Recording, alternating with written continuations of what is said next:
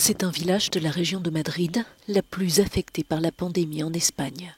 Mais ici, comme dans plusieurs autres localités de la zone montagneuse au nord de Madrid, aucun cas de coronavirus. Peut-être parce qu'elles sont peu densément peuplées ou grâce à la distance entre les maisons. Javier vit à Navaredonda y San Mamés depuis 15 ans. Lui et ses voisins ont scrupuleusement respecté les consignes de distanciation dès l'apparition du virus. Mais à la levée du confinement, l'afflux de Madrilènes dans le village a changé la donne. Ils voulaient partir et ne pouvaient pas sortir de la région, alors qu'ont-ils fait? Ils sont allés là où c'était le plus près et le plus confortable, un bel endroit comme ce village qui est magnifique, raconte-t-il.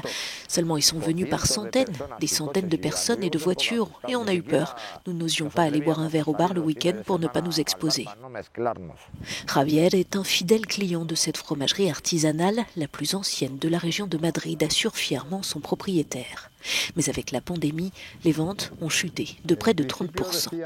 Au début, les habitants disaient « personne ne vient, c'est la ruine ». Et quand les gens ont déferlé, ils ont dit « ils vont nous filer le virus ». En fait, ni l'un ni l'autre. Je reconnais que la santé c'est très important, mais sans travail, il n'y a pas de santé. Malgré l'afflux de nouveaux résidents fuyant la pandémie, certaines localités de la région ont évité le coronavirus et avec l'instauration de l'état d'alerte, les touristes venant de la capitale seront moins nombreux pendant 2 semaines au moins. À Robledillo de la Jara, le compteur des contaminations reste aussi à 0. Avec la pandémie, une quarantaine de personnes sont venues séjourner dans ce village d'une centaine d'habitants. Alors le maire est resté en lien étroit avec ses administrés. Je les appelais toutes les semaines pour savoir s'ils avaient besoin de quelque chose. Je leur posais les questions habituelles. On discutait un moment, parce qu'il y a aussi des personnes veuves qui vivent seules et qui ont tout simplement besoin de parler de temps en temps.